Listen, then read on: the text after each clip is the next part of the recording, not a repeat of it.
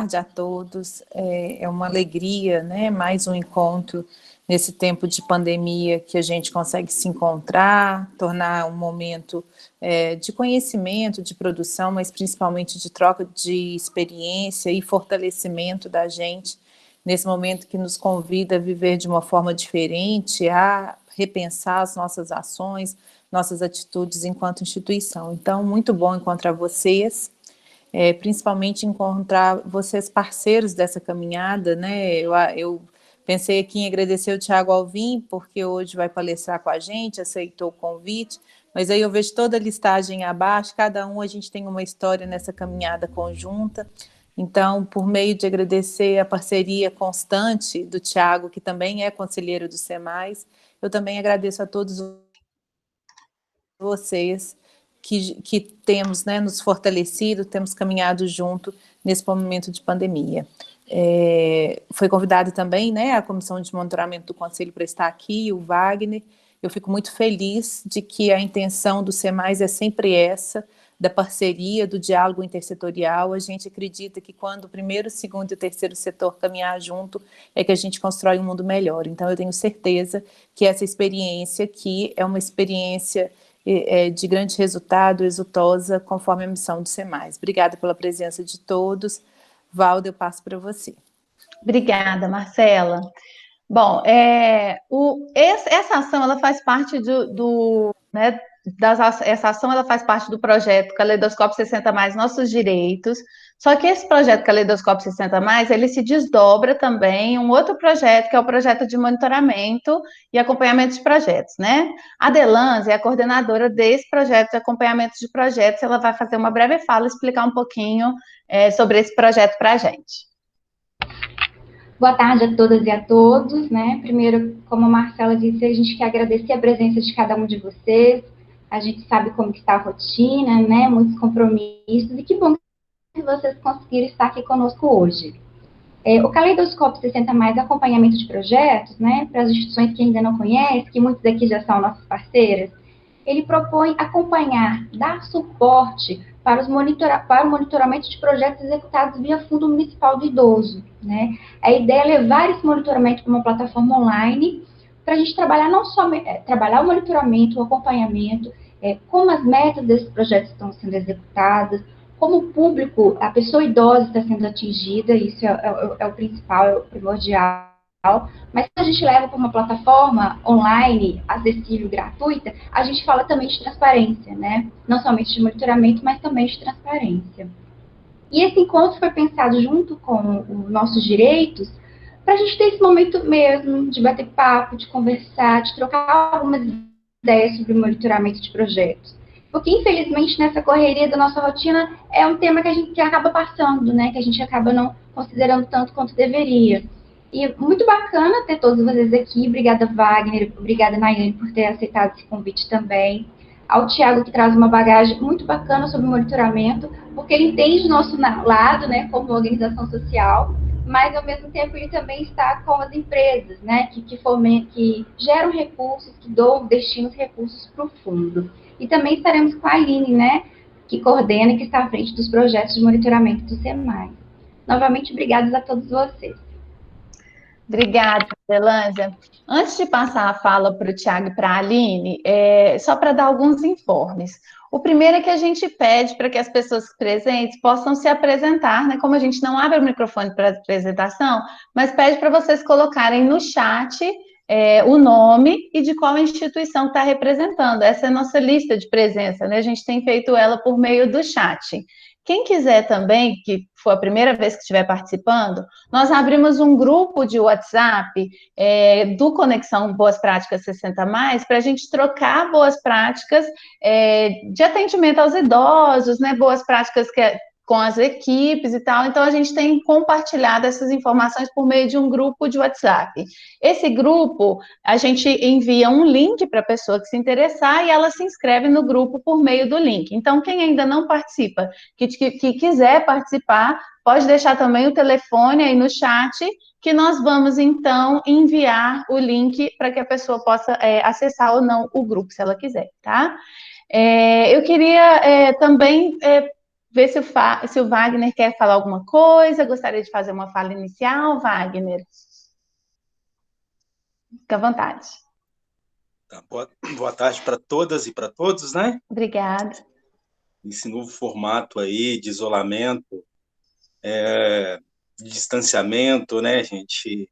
Enfim, de desafios em todos os sentidos, né? No campo da amizade, também no campo da institucionalidade, né? Das políticas públicas tendo que se repensar. E, rapidamente, eu queria falar umas palavrinhas. Eu produzi um textozinho que eu acho que dialoga muito, né, com a proposta do C+, né, esse encontro virtual, Conexão Boas Práticas, 60 mais, monitoramento de projetos. E aí, discutindo, acho que tentando dialogar com os dois pontos, né, que vai direcionar a discussão hoje, que é por que precisamos monitorar nossos projetos, qual o impacto disso para as nossas organizações e para o público idoso. Então, assim, rapidamente, tá, gente? Vou tentar ser bem sintético. Aí eu quero ler para vocês, acho que de forma tentar contribuir, né? Entre aspas, né? A gente começa: intersetorialidade e confiança mútua, pedras fundamentais das parcerias do poder público com as organizações da sociedade civil. Fecha aspas. Nessas palavras iniciais, de forma breve, se faz necessário sublinharmos que o marco regulatório das organizações da sociedade civil, né, o MIROSC, se constitui como um importante passo no reconhecimento, no fortalecimento e consolidação das organizações como atores lícitos na propositura e implementação de políticas públicas e sociais em cooperação com o poder público. Peraí, só um minutinho. Sendo assim, uma agenda política ampla, fundamentando o princípio da gestão pública democrática, da participação social e suas relações com o Estado. Dito isso, e de nosso lugar de fala, e a partir dos novos paradigmas trago pela legislação federal e demais normativas que estabelece, busca o aperfeiçoamento do ambiente jurídico e institucional, nesse sentido, torna-se evidente que o monitoramento, enquanto instrumento de aferição para o alcance de resultados, ganha valorização na execução de políticas públicas e projetos de interesse público, servindo como importante mecanismo de reorientação de rotas para o cumprimento do objeto parcerizado com a administração pública. Então, por que monitorar? Para o alcance dos resultados esperados a partir das metas, ações, prazos e meios de verificação estabelecidos no plano de trabalho, formalizado em termos de fomento em cooperação com a administração pública no interesse mútuo e recíproco. Dentro disso, já finalizando, gente, o que muda para as organizações? O MIROSC trouxe mais segurança jurídica para as organizações. De igual modo, o planejamento passa a ser um aspecto central nas relações de parcerias com o poder público. Assim, o monitoramento das ações permite que potenciais problemas identificados numa fase não comprometa as demais, permitindo que as atividades planejadas pela organização em cada etapa do projeto possa se desenvolver na sua execução mais harmoniosa com as demais etapas do planejamento, de maneira que se alcance os resultados pretendidos.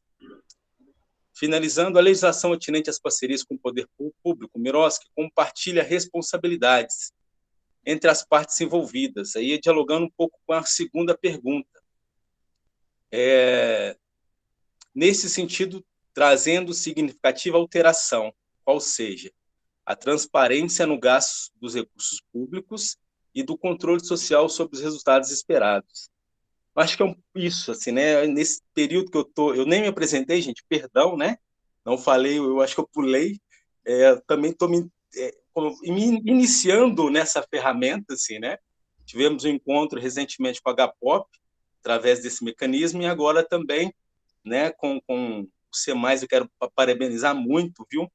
Na figura da Marcela e da Delância, que a gente tem muito contato aí a partir do projeto, né, de monitoramento de projetos. Sou Wagner, né, gente? Estou como gestor lá das parcerias vinculadas ao FUMID, né? Minha formação é em serviço social, tá? Então é isso. E que a gente tenha uma boa discussão, uma boa troca, né, de ideias, né, e, enfim, dos desafios que estão colocados para a gente. Obrigado. Obrigada, Wagner. Eu queria também convidar a Nayane. A Nayane, ela está representando a Comissão de Monitoramento e Avaliação do Conselho Municipal do Idoso de BH. Nayane, você quer fazer uma fala inicial? Obrigada, boa tarde, pessoal. Obrigada aí, né, pela oportunidade, pelo convite. Vou falar aqui de uma maneira bem breve, né, sobre essa comissão. Eu sou suplente no Conselho do Idoso, titular aí é o professor Kleber, represento o Instituto Ânima, né, juntamente aí com as universidades que fazem parte do Grupo Ânima Educação em Belo Horizonte, mais conhecido como a UNA e o UniBH, e integrei nessa comissão no final do ano passado. Ela é uma comissão muito nova, assim, inclusive em relação à concepção, né? Tem uma função muito importante dentro do conselho, mas, na verdade, ela ainda está num processo de consolidação. Então, a proposta inicial desse monitoramento, né, e essa avaliação foi bastante discutida no âmbito do conselho, nas reuniões, para entender qual que é o papel dessa comissão e quando que entra, né, digamos assim, essa comissão, se a gente for pensar no percurso do projeto, do momento que ele é proposto ao momento que ele está sendo executado e na prestação de contas, qual que é o papel desse monitoramento e essa avaliação, né? Então, durante as primeiras reuniões, isso não estava claro para todo mundo, a gente entendia a importância desse momento, de uma comissão ter esse olhar de monitorar e avaliar, mas a gente não entendia muito bem qual era o momento, até para não coincidir com, né, e sobrepor o trabalho do Wagner, né, de gestão de parcerias, que é um trabalho que já vem de acompanhamento de prestação de contas do projeto. Então, no início, né, isso foi muito discutido, e aí, mais recentemente, é que a gente conseguiu ver um desenho melhor e que agora a gente está pilotando aí esse monitoramento, fazendo avaliação com alguns projetos, estão bem no início, né, a gente conseguiu consolidar uma proposta de um formulário, e estamos nessa fase de teste para ver se esse formulário é o suficiente para captar os dados que a gente precisa para realizar esse monitoramento, mas eu imagino que agora, a partir do segundo semestre, essa comissão vai ganhar um fluxo, né, e aí esse entendimento vai conseguir realizar esse monitoramento. A proposta, né, então, seria, a partir do momento que o projeto está em execução, né, a nossa comissão entra para entender como que está o processo em relação ao número de beneficiários propostos, em relação às metas, se foram cumpridas, se não no tempo proposto, né, se tem alguma questão, por exemplo, que impactou, né, que impossibilitou o andamento, o cronograma, né, que o projeto tinha proposto lá, quando ele foi aprovado, né, então, entender qual que é o tipo de impacto social que aquele projeto produz na localidade em que ele atua, no âmbito que ele atua, e aí, através desses dados, desse compilado, aos poucos a gente mapear isso em Belo Horizonte, para entender, por exemplo, se existe uma área em Belo Horizonte que há uma concentração maior de projetos, se existe uma regional, por exemplo, que ao contrário, né, que tem ali uma carência, né, que a maioria dos projetos aprovados não está alcançando aquela área. Então, a gente entende que é uma comissão muito importante para esse processo de monitoramento, embora ela está muito ainda no início, né, já demos alguns passos, mas ainda tem muita coisa para ser analisada, para entender, né, se esse piloto, da forma como a gente está rodando, que a gente chama de monitoramento piloto, se ele está legal, se ainda precisa de mais algum aperfeiçoamento, né, mas temos aí uma expectativa muito boa, que realmente essa comissão vai contribuir muito para esse olhar, né, porque eu acho que é um papel a complementar o do Wagner, que falou aqui bem, né, o Wagner, ele trata do projeto mais no nível de parceria, na questão jurídica, financeira, e a gente mais na execução das atividades. O monitoramento da nossa comissão é muito mais entender as atividades, a execução mesmo, e fazer esse acompanhamento. Então, hoje eu enxergo isso, assim. Quem faz parte dessa comissão no âmbito do conselho, além de mim, a Cristiana, ela é coordenadora. Cristiana é uma pessoa aí da área da saúde, que nesse momento está bem, né, impactada aí pelas tarefas, né, relacionadas ao Covid. também a Kelly Cristina, a Raquel Seixas, a senhora Tabajara, o Carlúcio, o senhor Geraldo dos Santos, né, e a Paula. Nós temos apoio aí da Júlia, né, a Marcela, inclusive, já foi dessa comissão, né, no início, mas depois, enfim, né, teve outras tarefas, mas é só contando um pouco como que andam os trabalhos, né, e quais são as nossas perspectivas para acompanhar daqui para frente, né? Se alguém tiver alguma pergunta, quiser que eu detalhe alguma coisa também, eu estou aqui à disposição. Nós trabalhamos em equipes, então são trios analisando projetos e monitorando, entrando em contato com os responsáveis para fazer uma série de perguntas, esse acompanhamento. Então, estamos experimentando para ver se vai dar certo. Se alguém tiver alguma sugestão também. Ótimo, Nayane, obrigada. Wagner, você quer falar? Pode ir. Rapidamente, né? Assim, é importante também, né?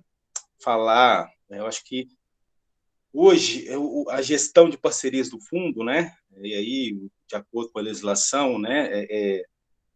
A administração pública ela tem que nomear o gestor, né? Para as parcerias, para de fato ser esse mediador, esse representante da administração pública junto às organizações parceiras. E a gente assumiu em agosto de 2019, lá na DPEI, e assim, gente, é um processo, é um grande desafio, né? Assim, você também tem uma mudança de gestão do próprio conselho, né? Assim, uma gestão muito comprometida, Fernanda, a equipe de comissão de seleção, com diálogo muito com o Hélio, a Aline também, e a comissão de monitoramento. E um dos papéis central do gestor da parceria, né, enquanto a administração pública, né, e o marco regulatório também, ele foca nos resultados, não é isso? E o gestor ele tem que encaminhar, né, os gestores de modo geral, eles têm que encaminhar para as comissões de monitoramento os relatórios técnicos de monitoramento e avaliação que é feito de forma trimestral referente a cada parceria. E a gente está num grande desafio, assim, né, de criar um instrumental validado pela PGM, para que facilite a vida das organizações vamos dizer aí, né, prestação de contas financeira e de execução do objeto, que é trimestral, de forma mais sintética, e também para o gestor, que ele possa pegar e ter um instrumental que consiga, de fato, dali retirar as informações que a administração pública precisa, né? Então, a gente está muito nesse esforço, e a comissão, ela tem me cobrado, assim, não está fácil, porque a equipe, né, por mais que Renata, a nossa diretora, ela faça um grande esforço, né, para dar suporte para que o gestor, de certa forma, ele consiga atender na celeridade e na urgência de cada um. É um pouco disso, é só para complementar mesmo. Ótimo, Wagner, obrigada. Vamos fazer assim, eu acho que a gente pode dar início à fala do Tiago e à fala da Aline, né? Os dois comentam. Depois a gente abre o microfone e aí quem tiver dúvida, quem tiver outras considerações, podem fazer a participação, né? O microfone vai estar aberto. Quem quiser também pode colocar a dúvida no chat. E aí, ao final, a gente lê também qualquer dúvida para os convidados poderem responder, assim, né? As dúvidas, as considerações, tá bom? Então, vamos começar agora, assim, quem chegou depois, pedir novamente para colocar o nome e qual a instituição, né, que está representando ali no chat, para a gente poder acompanhar, né, as pessoas presentes, e manter o microfone fechado, né? Porque às vezes tem algum ruído externo e tal, então, quando for falar, colocar o microfone aberto, tá bom? Ok, Tiago e a Aline, fala com vocês. Eu vou falar primeiro, porque aí eu falo rapidinho, senão o Thiago vai começar a falar que eu estou roubando a fala dele, e ele não vai deixar nada para eu falar. Boa tarde, todo mundo. Sejam bem-vindos, muito bom ver vocês aqui. Vou começar falando bem rapidinho mesmo, para o Thiago poder explanar um pouco melhor sobre o monitoramento, mas contar um pouquinho que a história do monitoramento no Senais, com monitoramento de projetos, começou em 2014, quando a gente, em parceria com o Ministério Público, na área do meio ambiente, a gente criou um sistema que tem um sistema virtual, mas é um sistema de acompanhamento, de avaliação e acompanhamento de projetos que receberam recursos de medida compensatória ambiental. Foi uma demanda que surgiu no Ministério Público porque não é expertise dos promotores de justiça acompanhar projetos de execução, com uma finalidade de recuperação, de cuidado com o meio ambiente.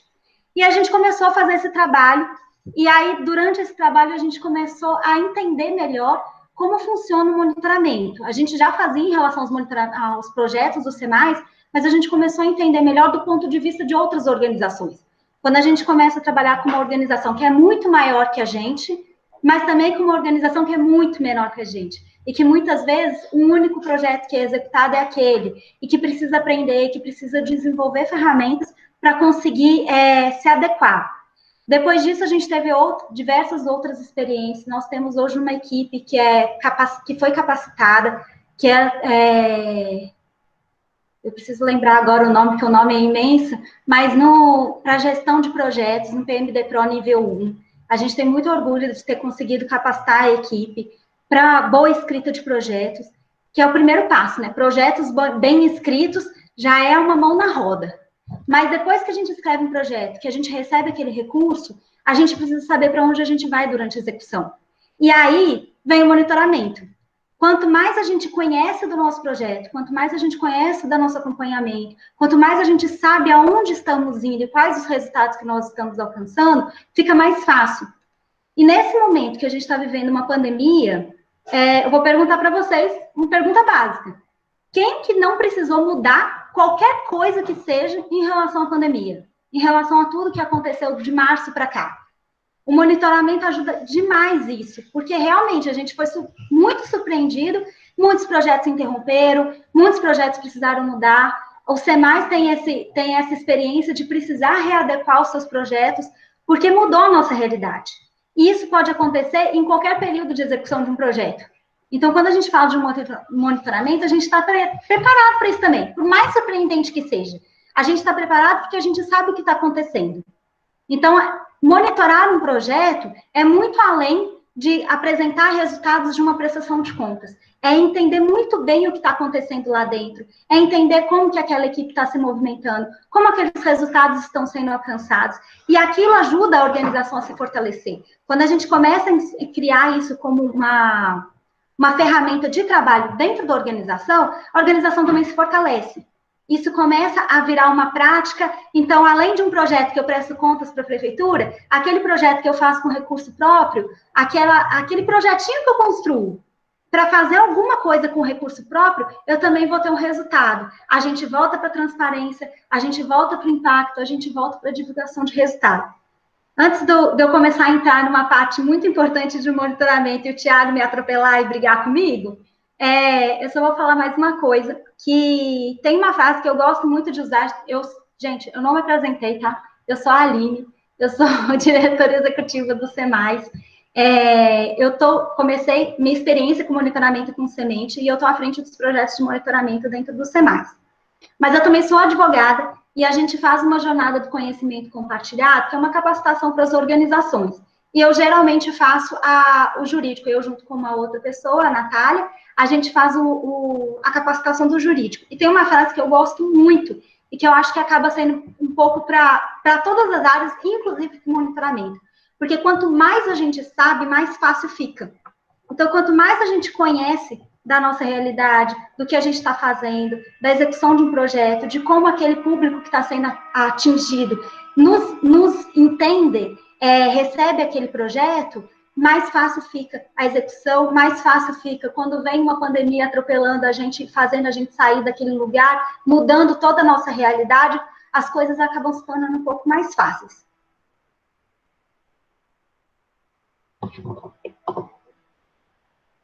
Pode ir lá, Thiago. Vou deixar você se apresentar.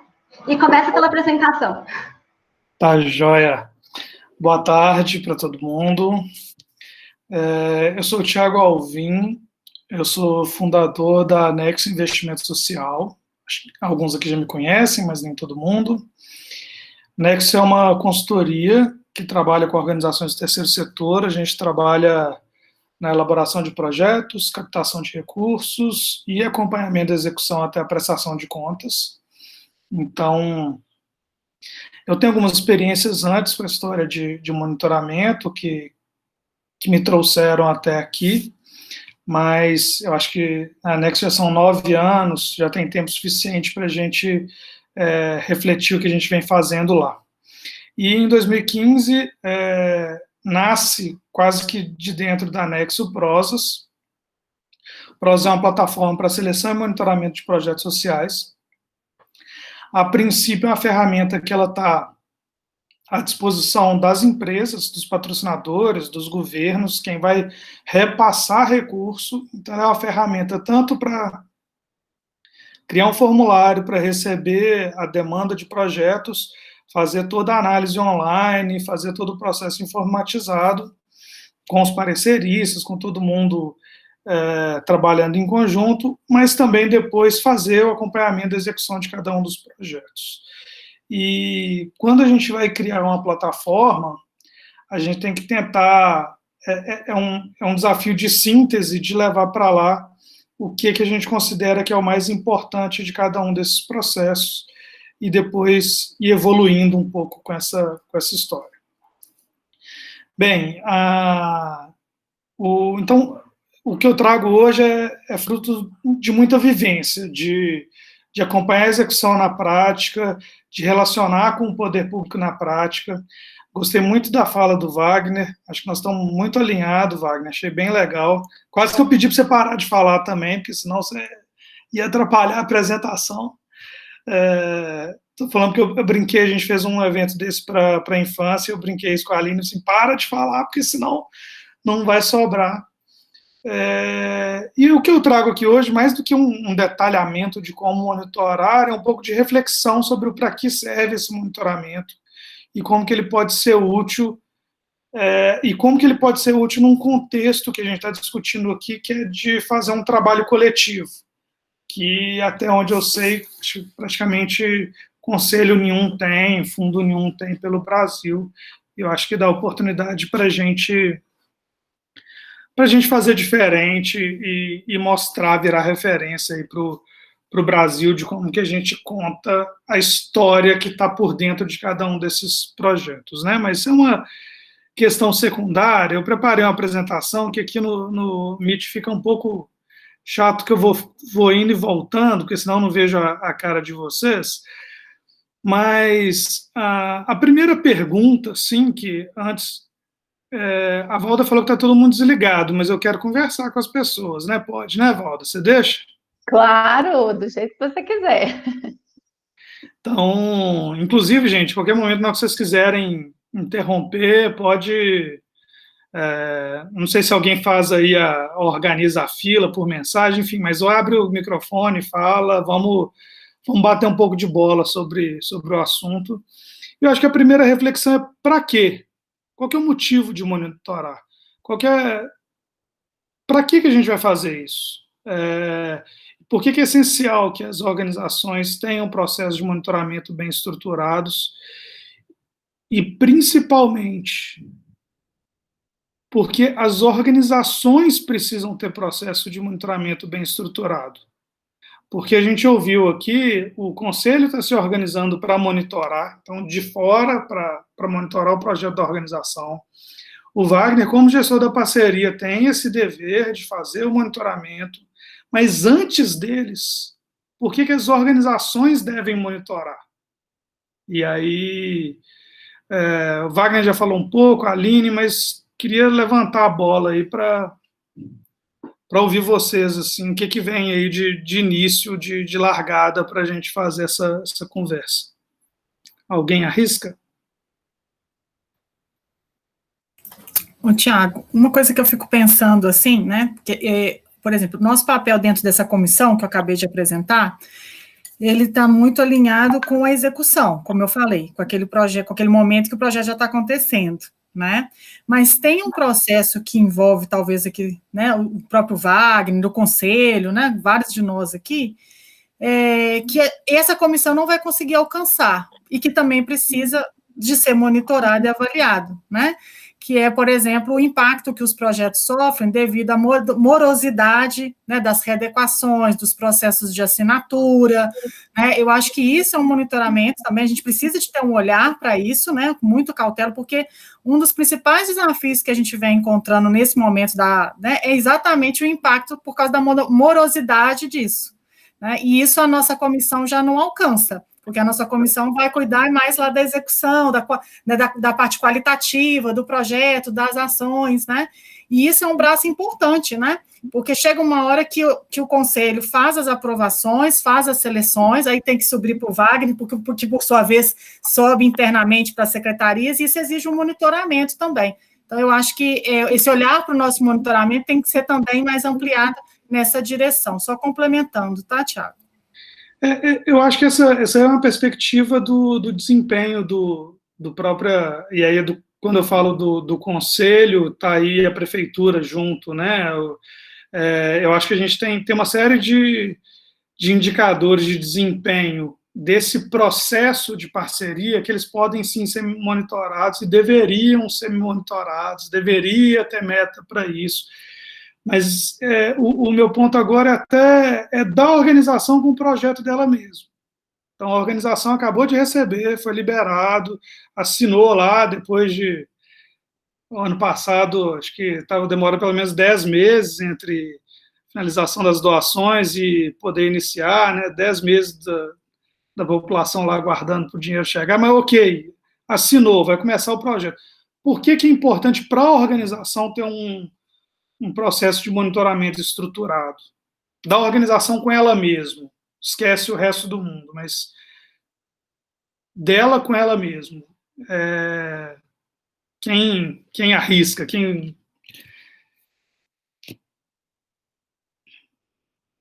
Ô, gente, eu vou então, vai ficar chato. O pessoal está muito tímido, né, Tiago? Ô, gente, é no virtual, não precisa esconder, não, pode falar.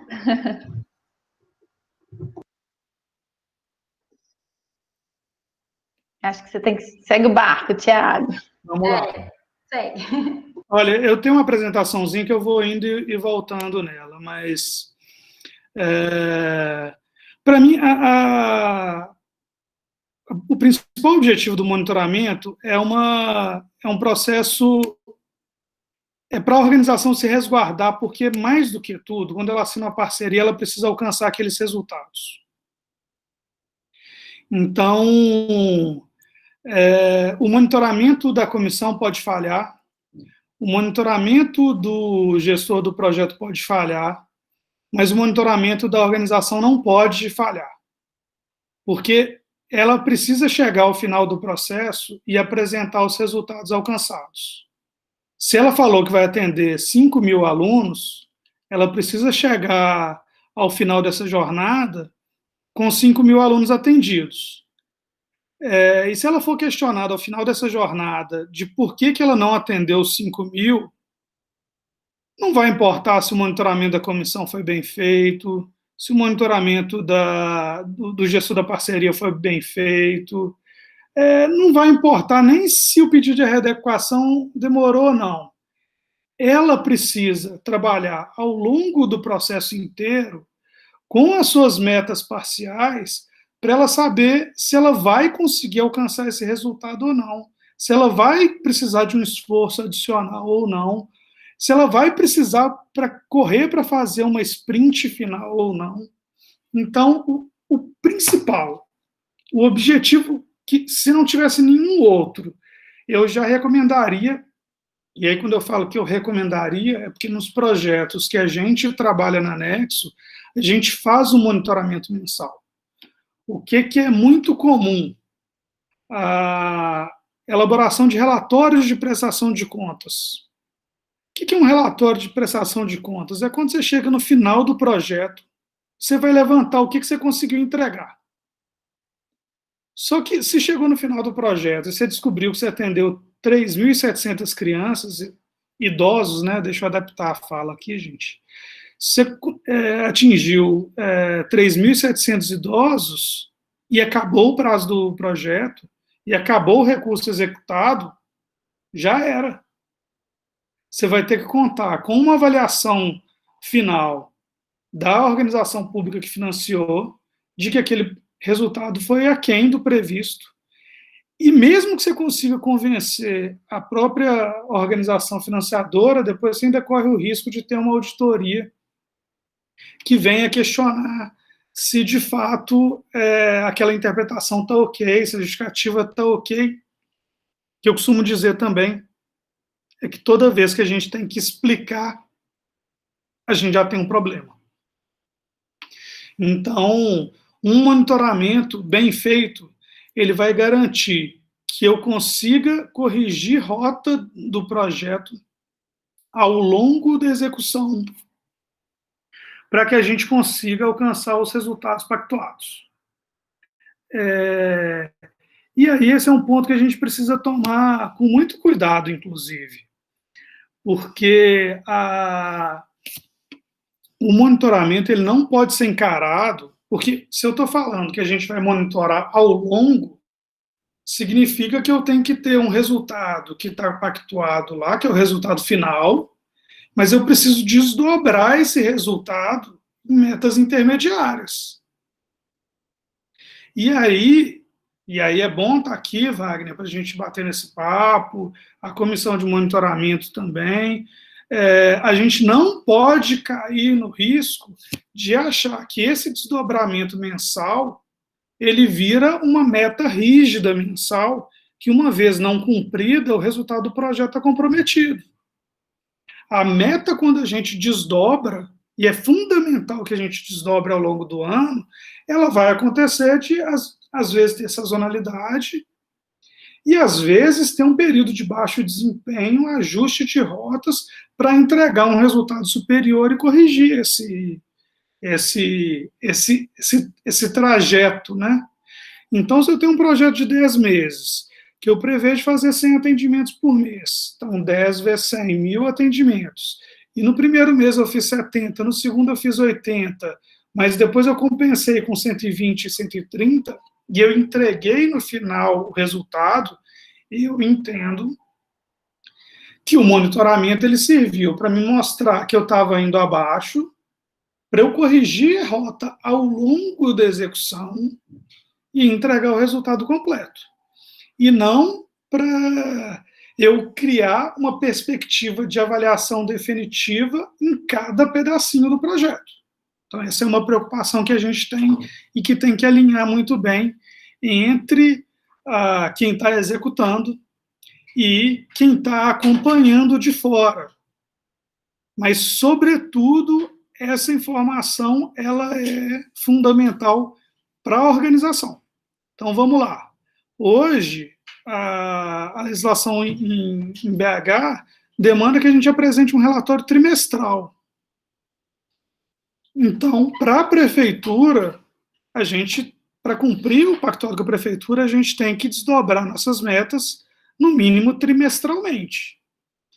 Eu não recomendo para ninguém desdobrar trimestralmente. Porque dentro do trimestre, às vezes, a gente já vai ter a sinalização de que a meta não vai bem, de que a execução não vai bem.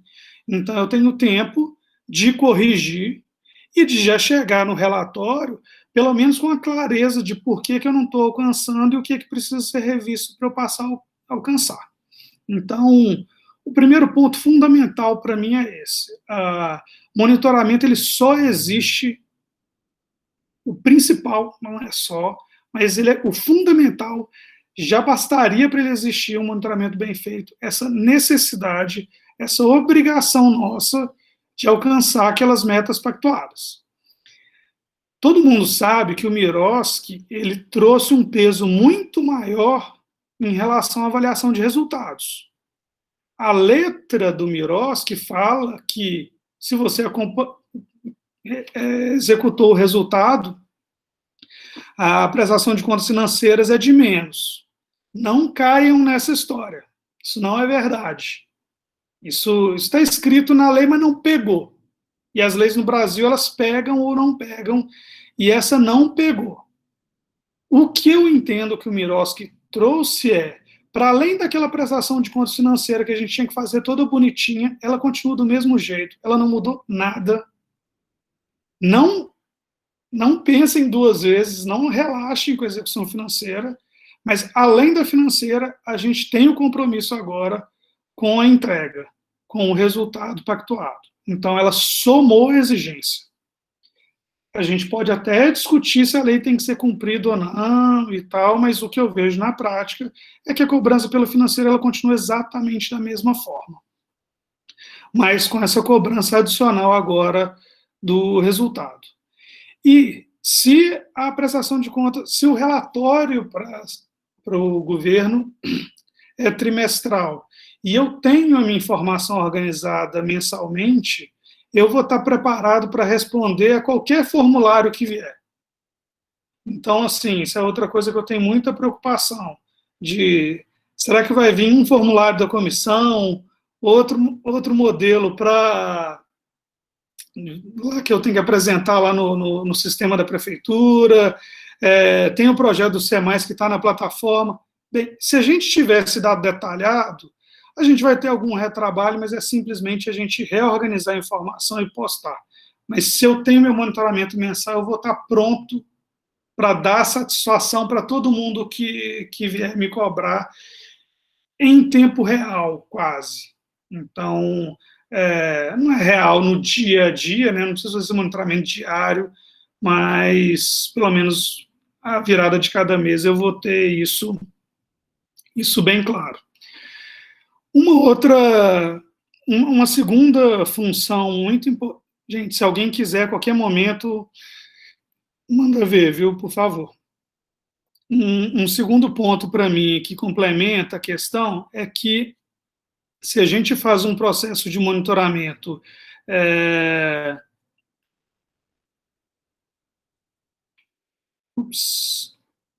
eu acabei falando isso aqui, depois eu volto, mas vamos nos pontos que eu entendo como importantes, é que se eu tenho um processo de monitoramento bem feito, isso vai me dar uma ferramenta fantástica para eu melhorar meu planejamento. Então, quem monitora bem, elabora melhores projetos.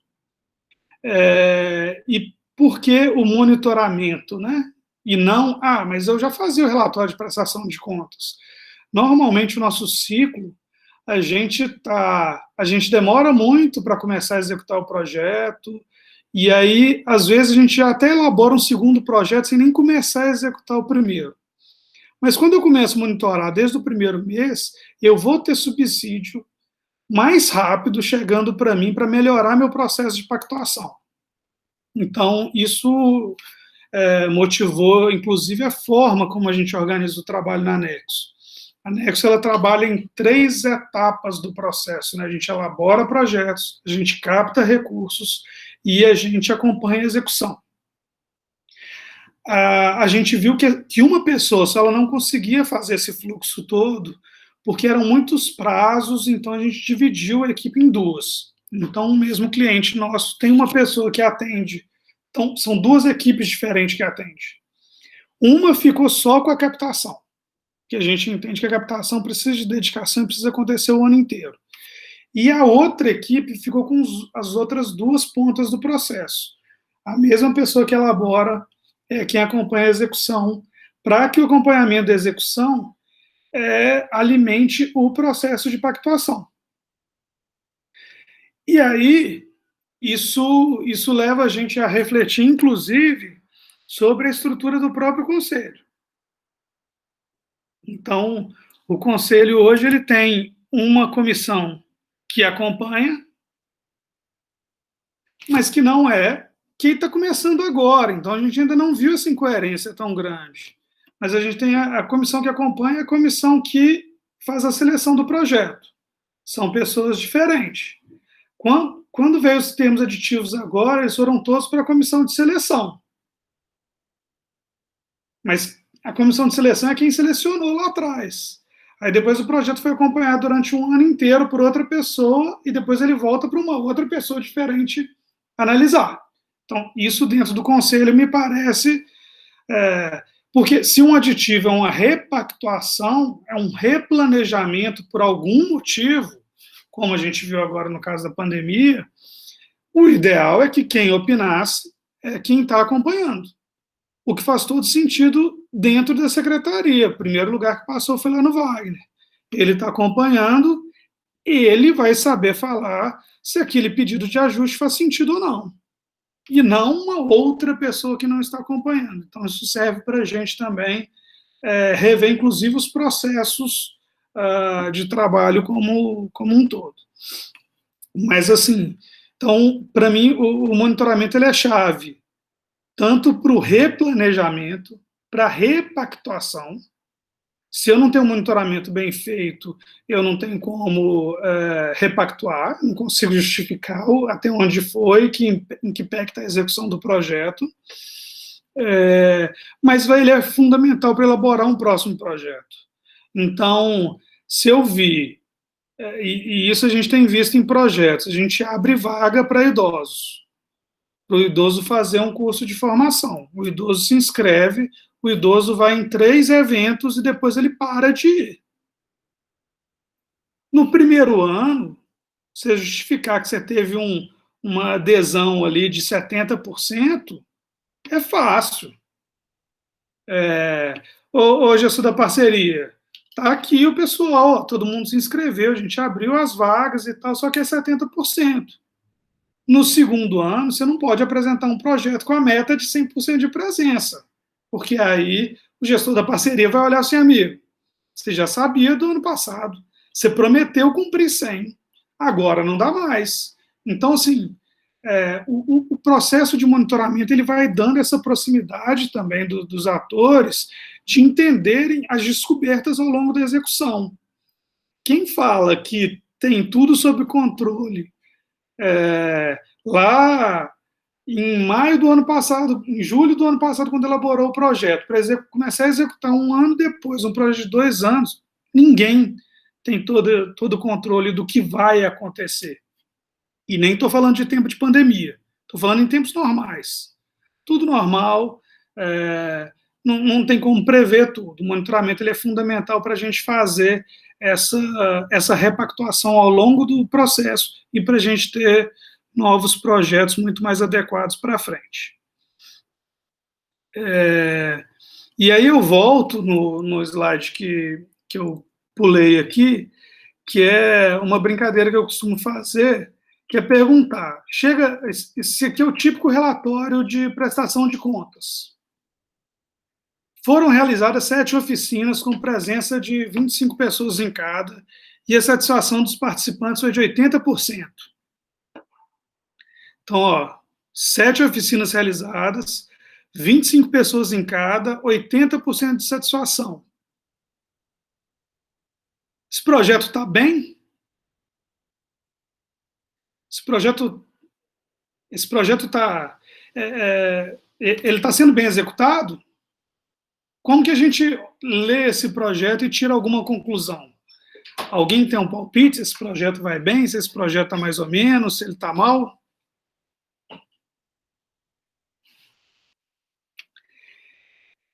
Parece uma... Eu vou palpitar, já que ninguém fala. Eu acho que não tem como saber. É por aí. É exatamente essa a brincadeira, porque, assim, parece assim, olha, não tem como saber, é óbvio. Porque falta ali uma informação de qual que era a meta. O que estava previsto ser feito?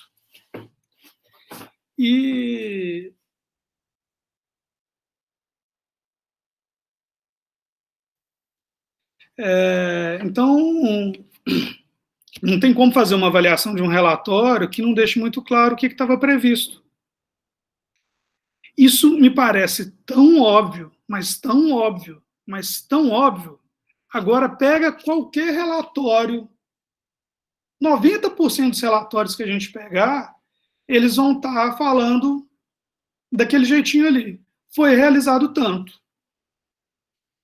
E eu estava hoje cedo estudando os relatórios a prefeitura, tem inclusive o portal da transparência da prefeitura, está muito legal, ele foi reformulado, recomendo, tem muita informação das áreas de atuação, mas como regra, os relatórios anuais da prefeitura, eles são assim, fizemos tanto, alcançamos tanto. Mas e aí? O que estava previsto de ser feito? O que o prefeito prometeu na eleição passada? A gente, de forma geral, os relatórios que eu costumo ver, eles esquecem a promessa, eles te apresentam algo dado, o que foi feito, que não faz com que a gente tenha capacidade nenhuma de avaliar e concluir. Então, Wagner, se começar a chegar aí relatório que fiz 7 reuniões, mas o que estava previsto nesse período? Porque, assim, se estavam previstas 30 reuniões e a pessoa fez 7 no primeiro trimestre, mas o que ela previu no primeiro trimestre? Porque dependendo, se ela tiver previsto 15 e fez 7, está muito mal. Ela vai ter que correr atrás. Se tiver previsto 5 e ela fez 7, ela está acima. Então, assim, sem uma previsão muito clara do que estava previsto para cada período, é impossível a gente fazer um monitoramento decente. E vamos lá. O monitoramento por si só, ele não faz ninguém alcançar resultado. Ele só te faz alcançar resultado quando você identifica que tem desvios entre o previsto e o realizado e toma ações para que mude aquela rota. Então, quando eu vejo aqui que eu tenho 7 oficinas realizadas, depois eu fiz 9 no segundo trimestre, mas a minha meta era 10 por trimestre. Se do 7 para o 9 aqui eu não tomei, não mudei meu planejamento, não vi o que estava errado, para conseguir executar mais, a única coisa que eu vou ter é notícia com antecedência de que meu projeto vai tomar pau na prestação de contas.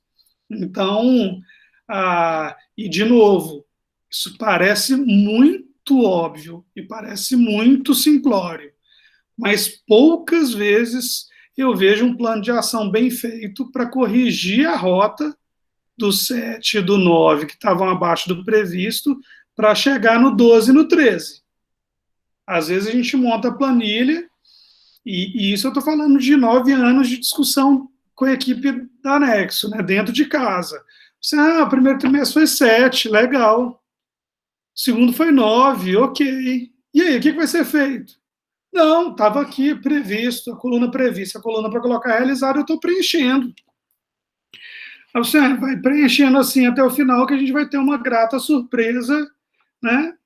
Uma surpresa já previsível de que o projeto não vai alcançar a meta. E quando não alcançar a meta, chegando aqui no 4º trimestre, vai ser mais difícil explicar se o padrão de desempenho continuar abaixo dos 10, né? Bem, então, para mim, temos esses 2 pontos aqui. Primeiro, eu monitoro para ter condição de conseguir alcançar esses resultados. Para fazer um monitoramento adequado, eu preciso picar meu projeto eu preciso picar o interfone toca, a criança chega, tudo na hora que a gente está... Vamos lá, está gravando, né? Então, eu preciso picar minha previsão de resultado na menor unidade possível para monitorar e fazer esse processo bem feito, acompanhado de plano de ação. Se eu estou cumprindo bem os resultados, ok. Se eu estou abaixo, eu preciso me planejar. Se tem períodos que eu sei que meu resultado vão ser abaixo, eu tenho que me antecipar na entrega.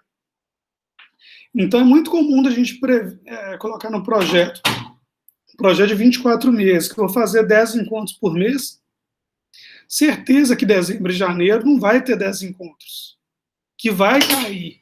É uma sazonalidade prevista. Então, eu não preciso deixar meu projeto ficar abaixo para fazer meu planejamento já entendendo a sazonalidade, né?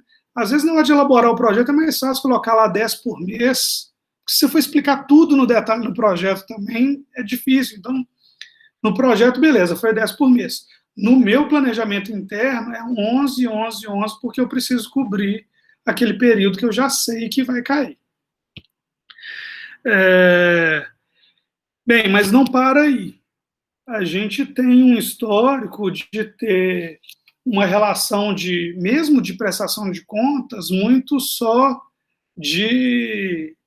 da organização para o gestor público leu, analisou, aquilo engavetou, ou colocou lá hoje tem o portal das parcerias, eu não sei se os planos de trabalho estão indo para lá, e se os relatórios de execução estão indo para lá, deveriam estar, mas é importante que a gente dê transparência para esse processo inteiro, e para mim esse é o terceiro grande motivo de por que monitorar.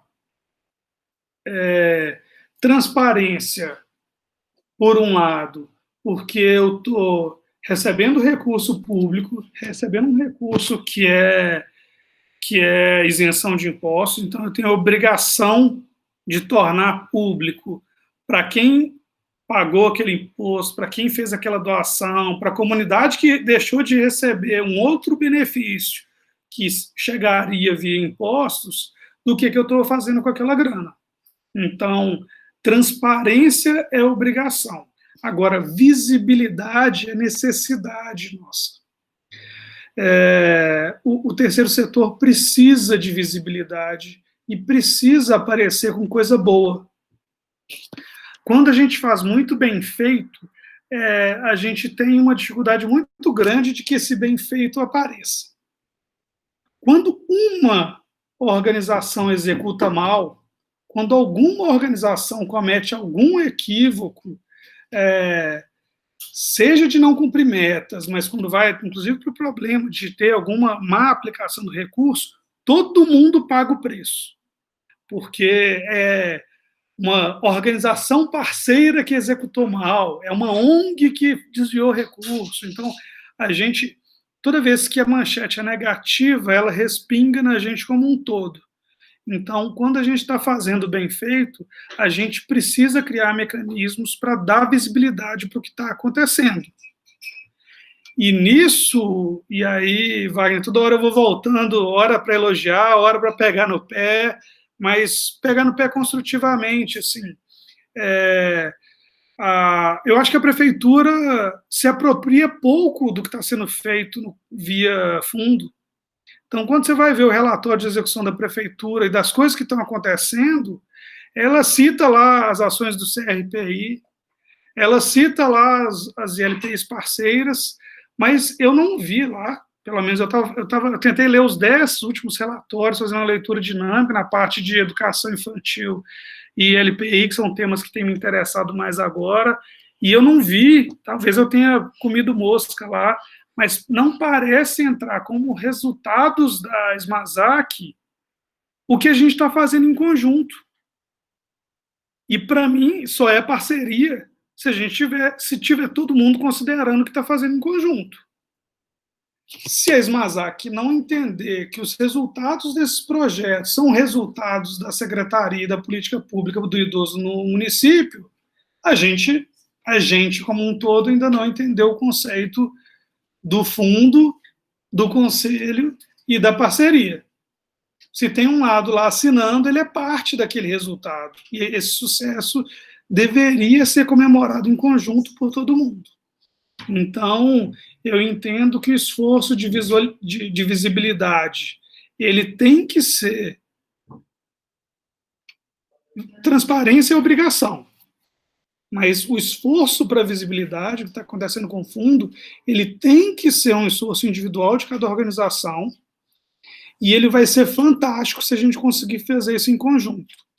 Na hora que a gente conseguir dar uma dimensão de que doar para o Fundo do Idoso de Belo Horizonte gera resultados, a gente vai conseguir ganhar os grandes patrocinadores, porque eles vão entender que pode vir para BH, que em BH funciona.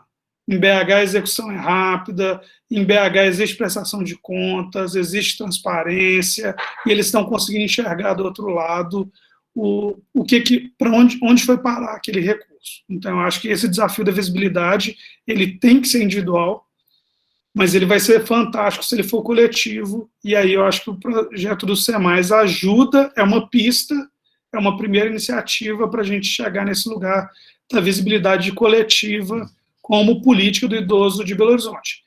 e só vai ser coletiva se a secretaria comprar. E começar a entender isso como resultado dela.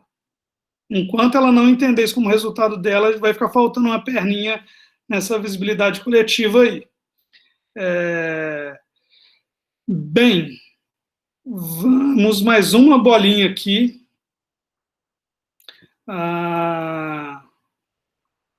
Hoje depois tem uma pergunta que eu faço questão, viu? Vocês chutem para ficar divertido.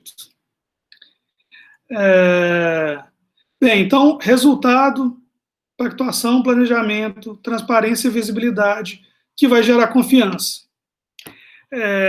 Confiança, para mim, é central para explicar todas as relações da sociedade, mas ela é fundamental para o terceiro setor.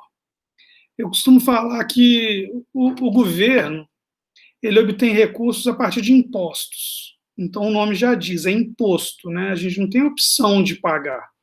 A gente tem que pagar ou a gente vai ficar inadimplente.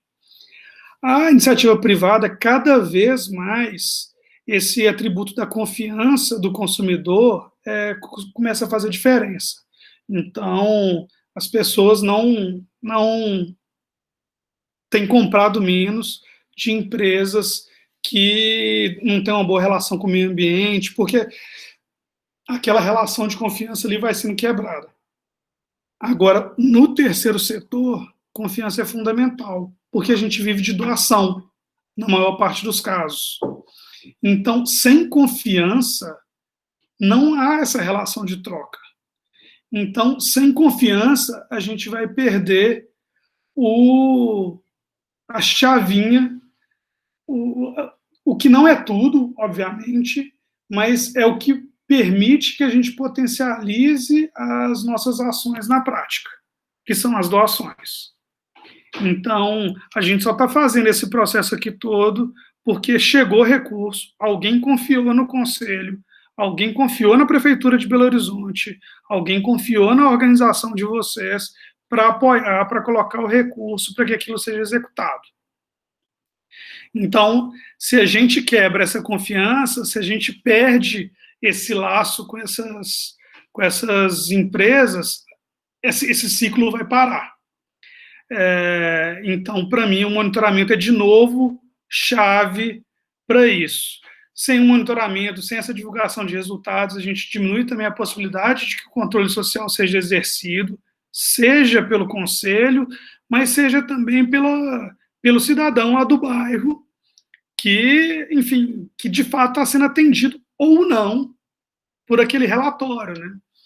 Quando a gente pensou muito no PROS e na ideia da plataforma, ela está aberta, a primeira versão que a gente fez do processo de monitoramento, ele era 100% aberto, 100% visível para qualquer um que entrasse. Hoje a gente consegue configurar metas públicas, metas privadas, porque a gente viu que não estava todo mundo pronto e que nem tudo ia ser discutido de fato ao vivo.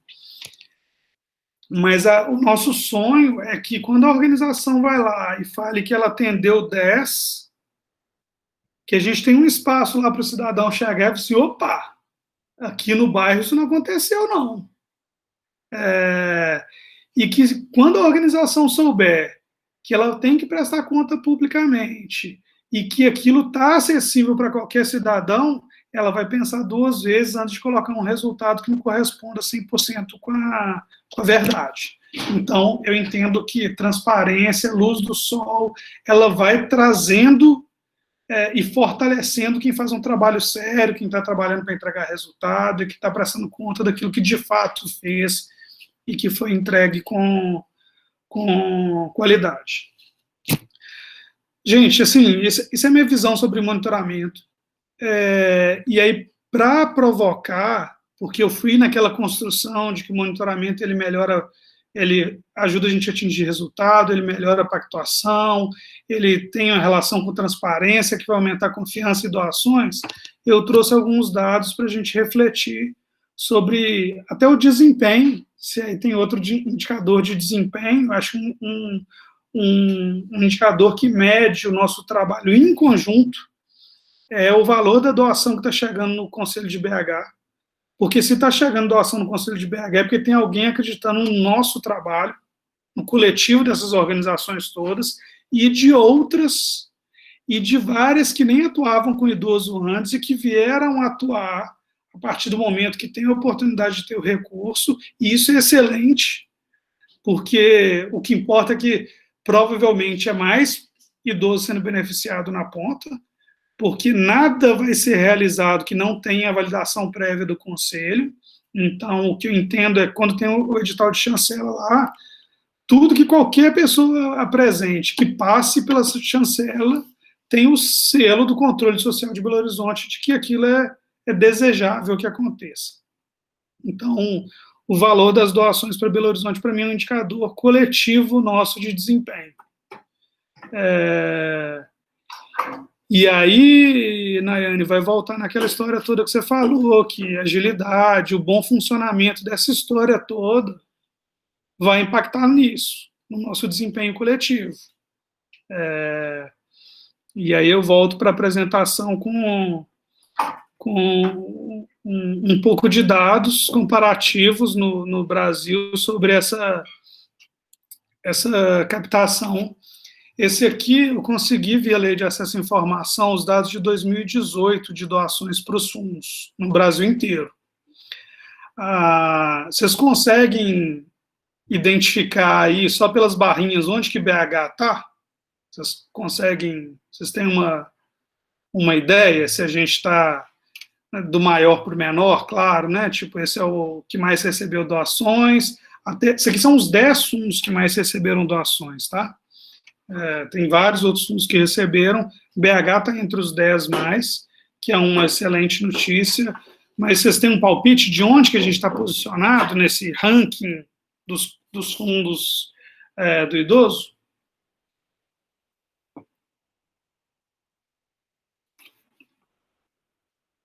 Ninguém vai arriscar, gente? Eu não posso falar não, porque eu sei a resposta. Eu colocaria o primeiro ou o segundo. Primeiro ou segundo? Dos maiores. Quem dá menos? Quem dá mais? O Tiago, Walter da Paz de Belo Horizonte, eu acho que ele está entre os menores aí. Mesmo porque começou mais recentemente, né? Entre os menores. Então, nós estamos aqui, ó. O Walter está aqui e a Nayane aqui. Quem mais?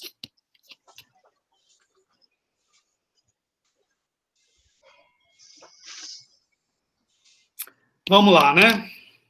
Já tivemos de um lado e do outro, então... esse é o dado de 2018, e eu trouxe o 18 não o 19, porque o 18 ele traz essa perspectiva comparada.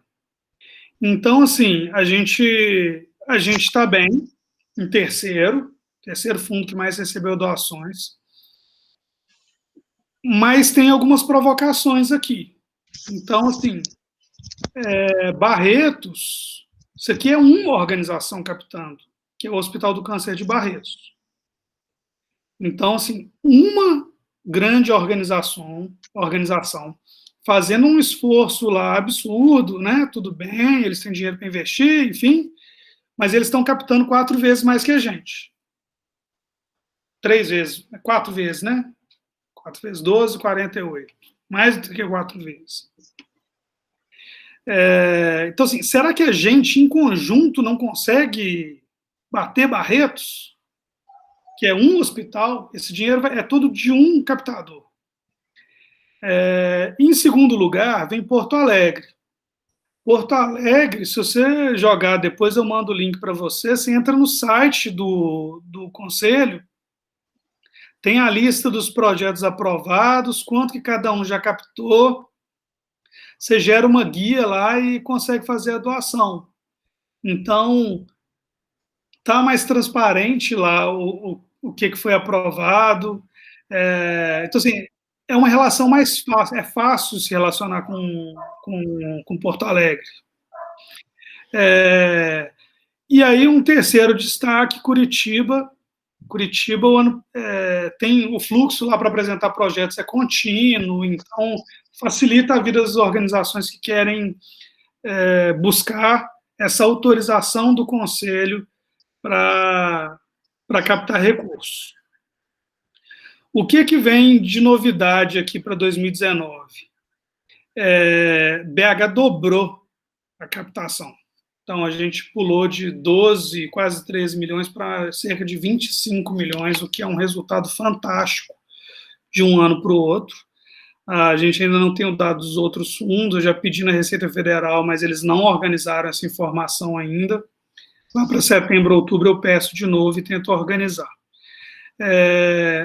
Mas a gente tem um dado novo, que é agora para 2020, que é a Prefeitura de São Paulo divulgou o resultado do primeiro edital deles para autorizar a captação de recursos, então agora a gente passa a ter concorrência de São Paulo. E aí, com a concorrência de São Paulo, pode ser que nossa vida fique um pouco mais difícil por aqui. A gente antes tinha o estadual de São Paulo, teve um edital lá muito estranho, então por isso não mobilizou tanto. Então, assim, dentro do idoso, a gente vai bem. Mas, quando a gente compara a mobilização de recursos pelos fundos da infância, a gente não está tão bem assim. Significa que em 2018, essa realidade pode ter mudado em 2019, pode estar melhorando para 20, mas o recurso aplicado no fundo idoso foi quase 40% menor do que o recurso aplicado no fundo da infância. Então, a gente tem um trabalho muito grande de convencer a sociedade de que ela pode vir, porque aqui tem bons projetos e que a gente tem capacidade de tirar muita coisa boa do papel. Dando mais um passinho, também nessa importância da gente comunicar mais com a sociedade, e para mim não vai ter comunicação bem feita se não tiver um monitoramento bem feito, e de preferência de forma coletiva, porque eu acho que o esforço individual de cada organização não vai atrair a atenção toda que a gente precisa, a não ser que seja uma organização disposta a investir loucamente, igual Barretos. Barretos é a maior estrutura de captação, que, enfim, eles têm um modelo muito forte, muito pesado de captação. Então, aqui é um dado adicional que fala desse potencial aqui de 3% das pessoas físicas. A maior parte da doação no Brasil hoje é 1% da pessoa jurídica, das grandes empresas que fazem a doação, mas existe um potencial muito grande, muito maior até, de pessoa física. E até o ano passado, esse potencial ele era possível ser doado apenas para a infância. A partir desse ano, em 2020, ele pode ser doado também para o fundo idoso, mas por algum problema burocrático de cadastramento junto ao Ministério lá dos Direitos Humanos, o fundo de BH não estava apto a receber o recurso esse ano.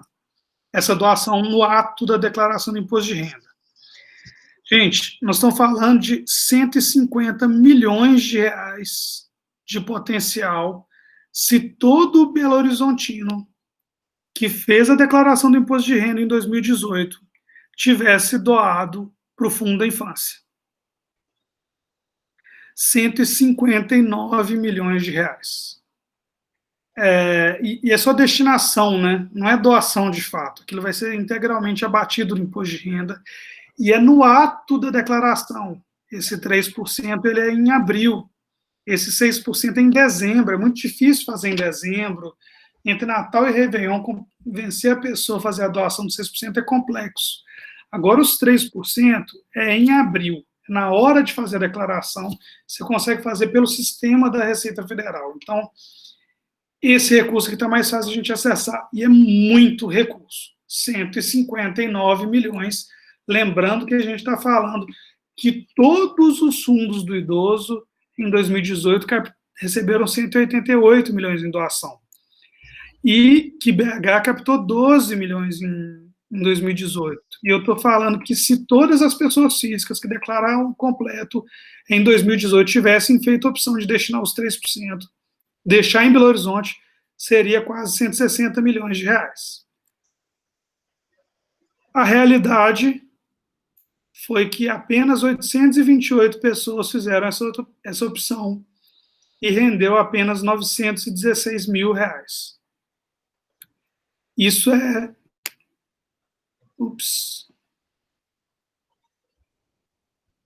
Isso é 0,58% do potencial. É 0,5% do potencial. Então, isso para mim é um recado muito claro que a gente tem uma batalha de comunicação com a sociedade que precisa ser feita.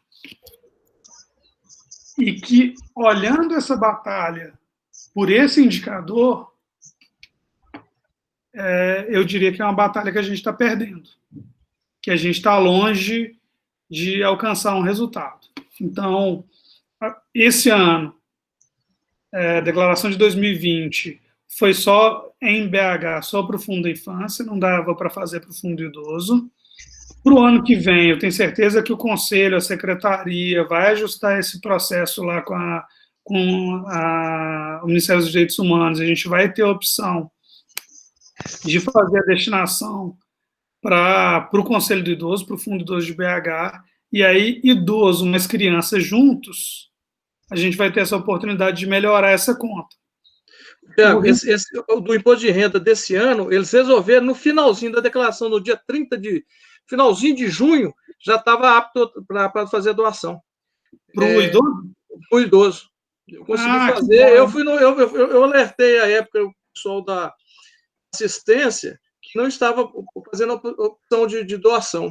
E eles mexeram lá, conseguiram resolver, mas foi no finalzinho, e também não foi divulgado, né? No finalzinho de junho que saiu a liberação. Quem fez a declaração no final de junho, né, que esse ano mudou para 30 de junho, conseguiu fazer a doação. Mas também foi uma coisa sem divulgação, foi uma coisa complicada. Hoje uma ILPI contactou o CMI porque teve uma doação de pessoa física para ela. O pessoal do Rio Grande do Sul fez uma campanha muito legal, usando o mote de nosso recurso fica aqui. Então, que eu acho uma campanha muito legal. O nosso recurso fica aqui, o nosso recurso fica aqui, mas a primeira coisa que me vem à cabeça é assim, para fazer o quê? O que vocês estão fazendo com esse dinheiro? Se eu quiser saber hoje, quais são os resultados do Fundo do Idoso até agora? Tudo que a gente está onde? Quem falar porta das parcerias, beleza. Fala isso com qualquer cidadão, entra lá e acha. Então, assim, a gente precisa, de alguma forma, tem um desafio aí de comunicação com a sociedade para a gente mostrar qual que é o valor que a gente está devolvendo para ela, que, por enquanto, a gente segue perdendo. Então, assim, no nível nacional, gente, são 7,5 bilhões de reais o potencial de doação das pessoas físicas. Então, assim, não é um montante desprezível. E eu acho, e eu conecto essa conversa inteira, que é bons projetos, bem monitorados, vão entregar bons resultados, que precisam ser bem comunicados com a sociedade, que vão retornar em doação para a gente elaborar melhores projetos.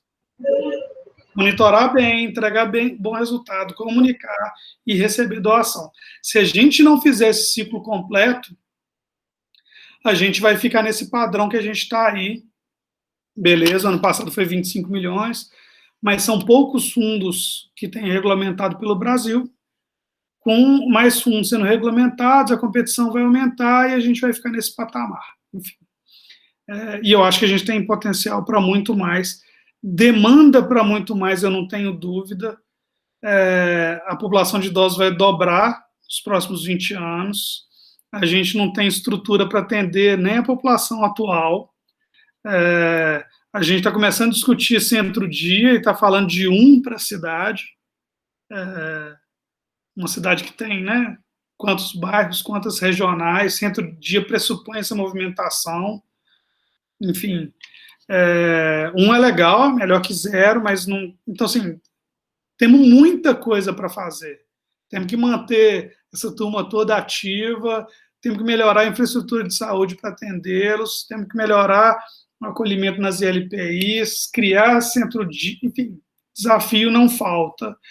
E o que eu gosto muito do desenho do Conselho é porque ele partilha com a gente, com a sociedade, a responsabilidade por dar a solução. Então, a agenda da SMASAC está lá. Agora, tem a nossa agenda da cidade. Eu diria que o conjunto de projetos aprovados no Conselho é a agenda da cidade para o idoso. Porque é a cidade que se mobilizou, é a cidade que saiu de casa, que topou participar desse processo, que não é um processo simples, né? Então, assim, a gente consegue ali tirar uma síntese da cidade, que eu acho que tem potencial para ser até mais relevante do que a agenda exclusiva da SMASAC. E acho fundamental que a SMASAC e a prefeitura abrace essa agenda da cidade e passe a apresentar, inclusive quando fazer seus relatórios, de que esses são os resultados da cidade, né? Dando o devido crédito, né, para as organizações parceiras, para o Conselho, mas sentindo parte disso que a gente está fazendo também. Então, eu acho que é isso, sim. Então, eu acho que a gente tem que ter orgulho de estampar a parceria com a prefeitura, porque nada do que a gente está fazendo aconteceria se a prefeitura não tivesse organizada para isso, com todos os problemas. Tem muito município que o fundo simplesmente não funciona. Então, acho que a gente tem que dar toda a visibilidade possível para a prefeitura, e a prefeitura tem que entender que isso é dela também, e está com a gente, e aí sim, a gente começa a pensar em indicadores de desempenho para esse processo como um todo, tornar público esses indicadores de desempenho. Será que a gente não devia ter capacidade de falar com o patrocinador em quanto tempo o projeto que ele doou vai começar a ser executado? Então, toda a lógica, tudo que aquele ciclo que eu falei ali, que se aplica para cada um dos nossos projetos, pode se aplicar também para monitorar o desempenho da máquina funcional. Gente, e um último ponto. O Miroski, ele traz muito essa questão do monitoramento dos resultados. E aí tem uma pegadinha muito perigosa que a gente não pode cair, que é de começar a falar de impacto na sociedade, de efeitos dos projetos, de indicadores mirabolantes que a gente não sabe como monitorar e que a gente não tem necessariamente controle de se aquela ação ali vai gerar determinado efeito. Então, organizações, não alimentem a criatividade do poder público de querer medir qualidade de vida em tudo. A gente não tem instrumento para isso. E não dá para fazer meta de fase de conta, para falar que depois não tem como monitorar. Então, vamos ser realistas. Eu costumo dividir, a gente tem resultados, a gente tem produtos, a gente tem entregas. Entrega é aquilo que a gente faz, é aquilo que a gente garante. E tem o impacto dessas entregas, que são os efeitos. Pactuar efeito, que a gente não tem controle, é muito perigoso. Regulamentar isso e ficar colocando... É porque é bonitinho pra caramba, todo mundo quer falar de avaliação de impacto hoje em dia. O que eu estou discutindo aqui o tempo todo é monitoramento de resultado, de entrega, de eficácia, de garantir que seja feito aquilo que foi prometido. Porque quando a gente começa a falar, viajar na maionese, e depois vai começar a vir relatório de execução, cobrando que não foi demonstrado os impactos da execução do projeto. Eu estou falando porque eu já li. Relatório simples, projeto que era para entregar coisas, e vem relatório cobrando qual é o impacto daquelas coisas na vida das pessoas. Então, assim, não não viajem, não alimentem essa viagem do lado do poder público e segura a onda do povo aí, Wagner.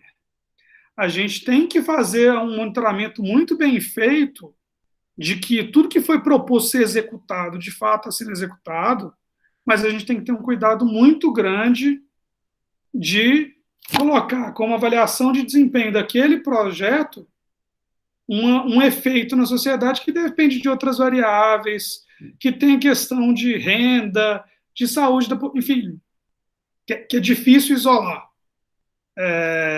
Eu trabalhei na Secretaria de Saúde e a gente monitorava, a gente tinha o dado perfeito da mortalidade infantil 2 anos depois.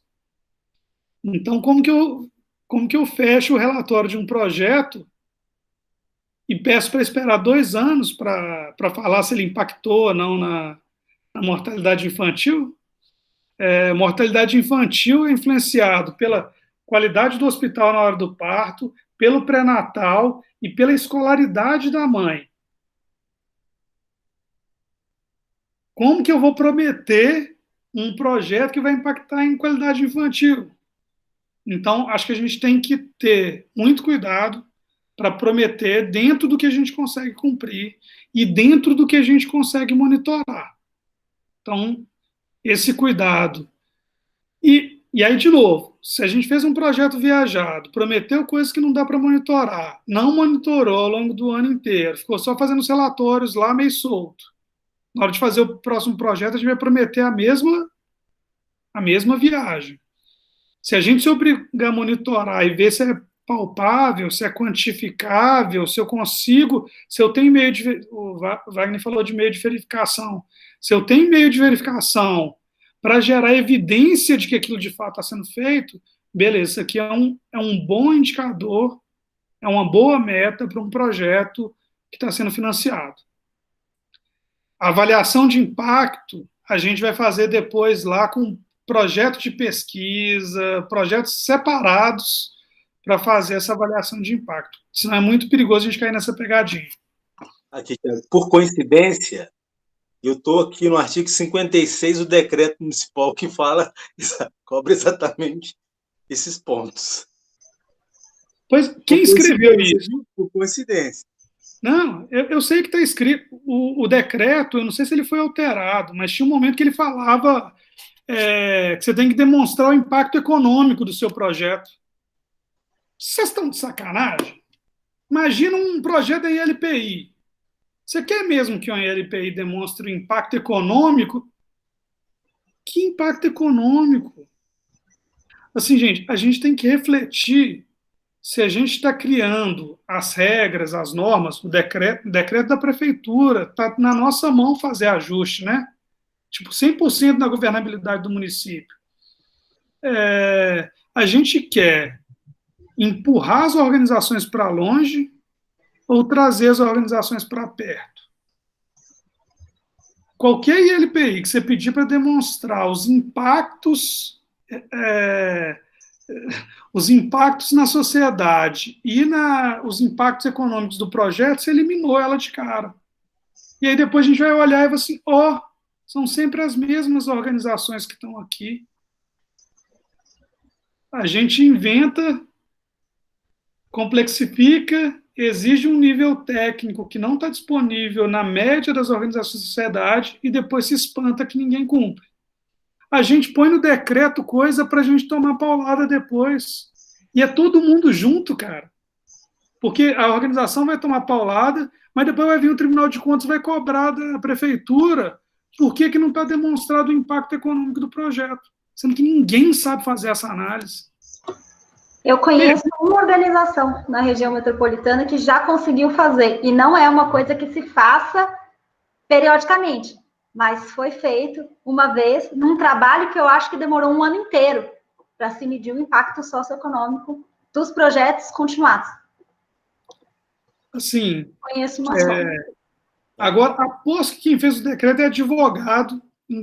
Pede para explicar o que é. Me explica. Rapidamente, uma das questões que, na conversa com algumas organizações, claro, né, fazendo algumas ponderações, alguns apontamentos. O que também eu faço questão de ressaltar que são os espaços de controle, de discussão. Tem que levar essas questões para dentro dos espaços de discussão, no caso, os conselhos, no caso, o Conselho do Idoso, né? Porque tem uma diferença de fato, né? Entendo, pedir para medir impacto financeiro, econômico, social, uma coisa são serviços continuados, outra coisa são projetos que têm início, meio e fim, né? Então, claro que isso não é de uma outra natureza. Acho que serviços continuados, isso é possível discutir metodologia que dê conta disso, né? Mas a gente está falando de uma outra natureza de ação, né? Então, espaço também de discussão. E aí, até respondendo um pouco a Nayane, que a gente fala de modernização de processos de trabalho, de uniformização, de construção de instrumentos, de gestão, né? Também tem que ser colocado nesses espaços, para que, de fato, facilite a vida da organização. Quando algum pedido ele tem que tramitar para dentro da burocracia da administração, mas sabendo também que a administração a gente tenta dar celeridade, mas e nesse momento agora de pandemia, as coisas são novas para todo mundo, assim, né? E esforço há, mas que o espaço do controle ele sirva para que as organizações discutam alterações na normativa, omissões que a normativa tem, tanto para organizações e às vezes também para dentro, né, da gestão de parcerias. Então, é um pouco nesse sentido. O que eu acho legal a gente fazer uma reflexão, a gente tem que construir normas que a gente seja capaz de cumprir.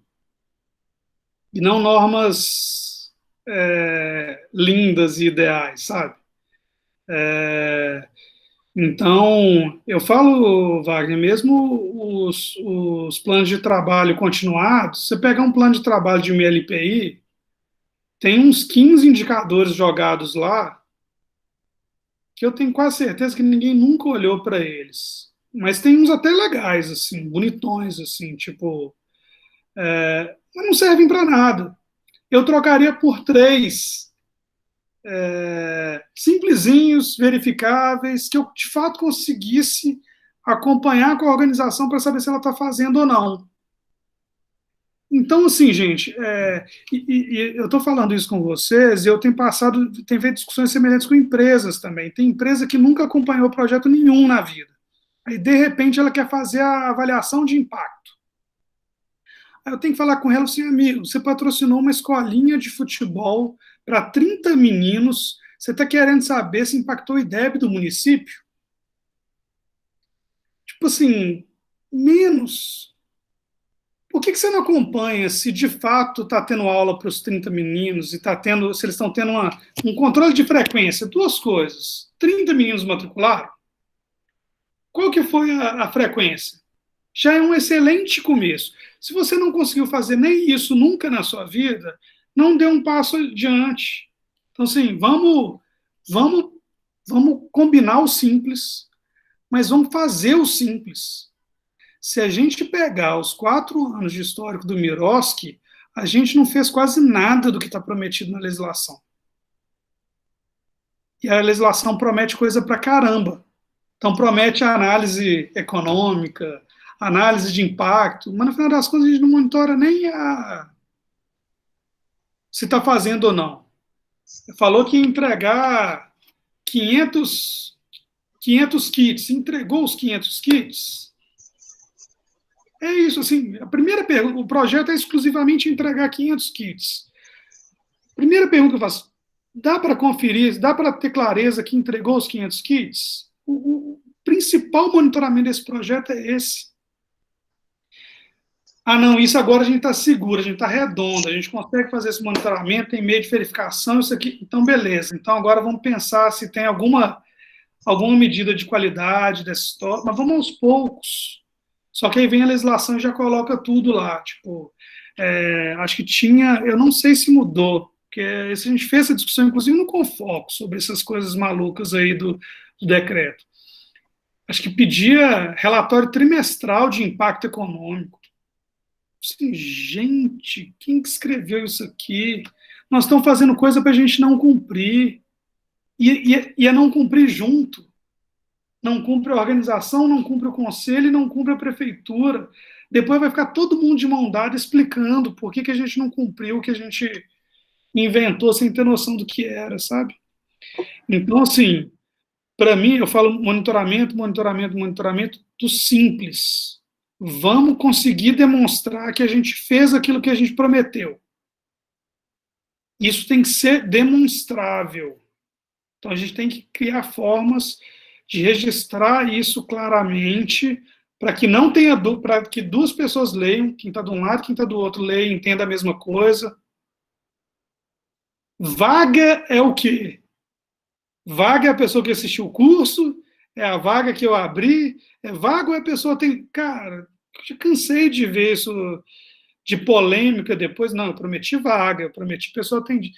Vamos dar clareza nessas coisas, vamos tentar fazer esse beabá simples, vamos monitorar, vamos criar formas de demonstrar que aquilo de fato foi feito e vamos divulgar. Vamos divulgar individualmente, cada um de vocês pode fazer o seu. Mas vamos divulgar isso coletivamente também, vamos divulgar isso junto com a prefeitura, vamos ter um espaço, na hora que a gente entrar lá no Conselho de Idosos, que a gente veja esse tanto de coisa bacana que está acontecendo. E o simples, ninguém vai ler um relatório de avaliação de impacto de 15 páginas de cada projeto. Mas se a gente conseguisse demonstrar uma meta síntese que fosse de cada um dos projetos, já daria um PowerPoint fantástico para a gente mandar para várias empresas que iam conseguir palpar o que está acontecendo em BH. E está acontecendo muito. Quando a gente entra nesse assunto de impacto, vai render ainda. Vai render. Poderia falar mais umas 3 horas sobre isso. Agora, até a Valda ia falar isso, a gente caminha para o final. Só resumindo, assim, que a proposta do monitoramento, de acompanhamento do projeto, tá vendo como é algo tão grande, não é algo que implica só em saber ou não se eu vou cumprir no final do projeto aquela meta, mas é conseguir cumprir aquela meta no final do projeto, porque eu mudo minha rota, é dar transparência, é dar visibilidade, é a gente ter um potencial de captação imenso em Belo Horizonte. A gente consegue fácil bater Barretos se a gente tiver uma boa estrutura de visibilidade. E aí no coletivo, né? Porque a gente fala da execução dos projetos, é individual, cada organização executa o seu próprio projeto, cada organização se preocupa com o seu próprio monitoramento, mas a gente começa a tratar da coletividade na hora da demonstração de resultados e da demonstração do resultado para a pessoa idosa no município de Belo Horizonte. E aí, gente, eu vou falar no lugar da D, mas a proposta do SEMAIS é exatamente dar esse apoio, acompanhar, estar junto, em dúvidas, e olhar o resultado, e fazer essa mudança de rota, ajudar a propor as mudanças para que possa ser executado, para que o projeto possa ser executado. Por isso que a gente tem uma equipe tão boa, tão legal nesse projeto, que a Delanza, a Pamela e a Danúbia, podem contar com elas o tempo todo que vocês precisarem, para exatamente trazer, a gente chegar no final desses projetos com um resultado muito maior do que provavelmente, não em coisas a ser feitas, mas um resultado muito maior que provavelmente foi pensado lá atrás, há 2 anos atrás, quando o projeto foi escrito, que era só executar. E aí a gente começa a falar de algo muito maior, que é um futuro mesmo do município, em relação à política do idoso. Joia. Gente, como a Aline disse, a gente já está caminhando para o final, né? Já extrapolamos um pouco, né? Geralmente o teto que a gente faz é até 16h30, mas acho que o assunto estava tão bom que vale a pena, né? A gente precisa repensar, assim, ter outros espaços para a gente debater essa questão do monitoramento, porque eu acho que a gente conseguiu um resultado muito legal quando a gente começou a debater sobre a transparência, né? Quando a gente lançou o Prêmio ENAT de Boas Práticas de Gestão, que a gente trouxe os indicadores, né, de transparência, começamos a debater sobre isso foi muito rico. Então, acho que o monitoramento a gente vai ter que começar a fazer a mesma coisa, assim, para para que isso também se torne uma linguagem simples, para que o máximo de pessoas, né, consigam aderir, o máximo de instituições. E aí, antes de nos despedir, né, queria abrir o microfone, perguntar se alguém tem mais alguma questão para colocar, se alguém quer fazer algumas considerações finais, dar algum recado. Está aberto. Só agradecer a oportunidade, eu achei super pertinente todas as colocações aí do Tiago, né, eu entendo como ele, assim, eu acho que o monitoramento, ele tem que ser 360, né, não é só o conselho monitorando os projetos, mas a sociedade civil também monitorando as ações nossas, do conselho, da secretaria, da prefeitura, tem que ser um olhar 360, isso é que é parceria, né, porque não adianta só um lado cobrar, né, só exigir, assim, cumprir, por exemplo, que a gente cumpra todas as metas, todos os prazos, todas as prestações, mas que o outro lado também, né, o conselho, a prefeitura não cumpra com seus cronogramas, porque, querendo ou não, isso impacta também as instituições, né, eu acho, por exemplo, se eu tenho aí um investidor, um apoiador, que aportou um projeto, e que ele só vai ver o resultado disso 2 anos, 3 anos depois, isso é muito ruim, né, e provavelmente ele não vai querer aportar de novo para um projeto que ele nem sequer, né, teve um retorno, pelo menos no tempo que foi pensado. Então, eu acho que pensar um cronograma, onde a gente pode, como o próprio Tiago falou, assim, ó, você está aportando aqui, você vai ter o retorno aqui daqui a 1 ano, daqui a 1 ano e meio, sei lá o prazo que seria, mas que, de fato, ele tenha isso, né, eu acho que seguir isso é muito importante. Né, e para esse alinhamento acontecer, é só no coletivo, é todas as partes mesmo que tem que participar desse processo, né?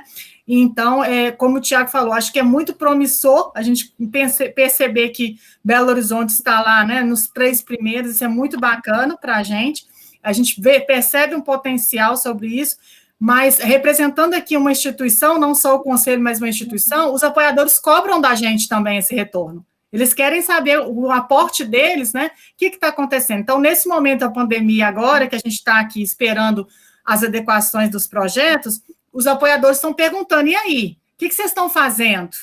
A gente precisa de dar esse retorno para eles também, né? Então, eu acho que é nesse sentido que eu acho que tem que ser uma proposta coletiva, de todas as partes acordarem, né, para a coisa dar certo, e para a gente ser exemplo para outras pessoas apoiarem os nossos projetos, e esses apoiadores, inclusive, ficarem recorrentes. Não, aquele projeto lá que eu aportei o ano passado, olha, eu estou vendo o resultado agora, então vou aportar de novo, né? Porque se a gente não dá esse retorno, isso se perde, né? Todo o processo de captação, de envolvimento, né? Inclusive com os próprios idosos, isso se perde, né? Então, se os próprios idosos que a gente capta, né, e que conquista, se não dá continuidade às ações, isso fica parado, isso dá um impacto social violento.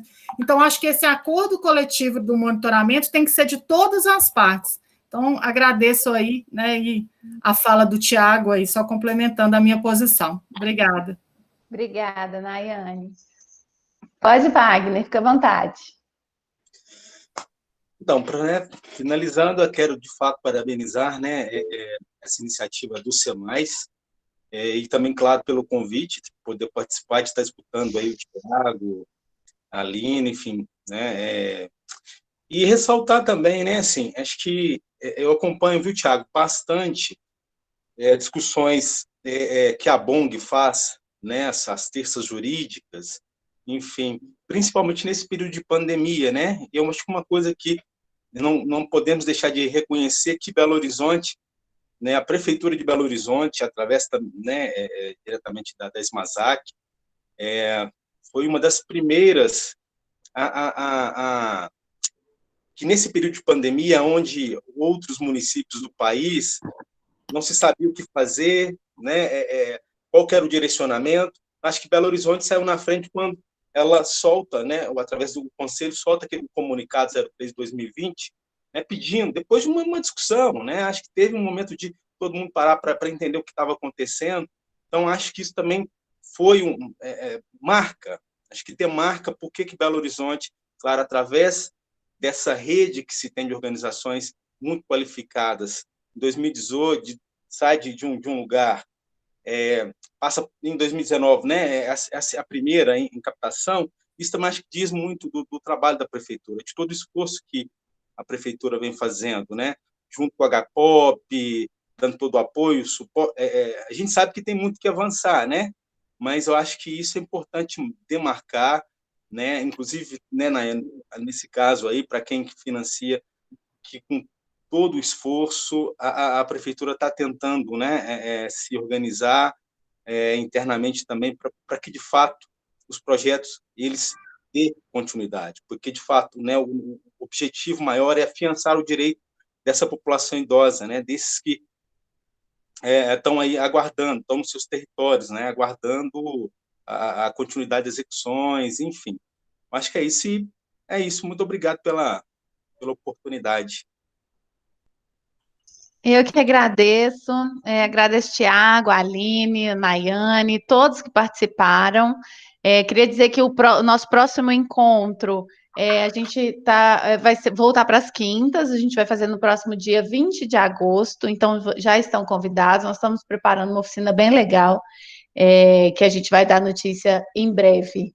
E quer falar alguma coisa, Marcela?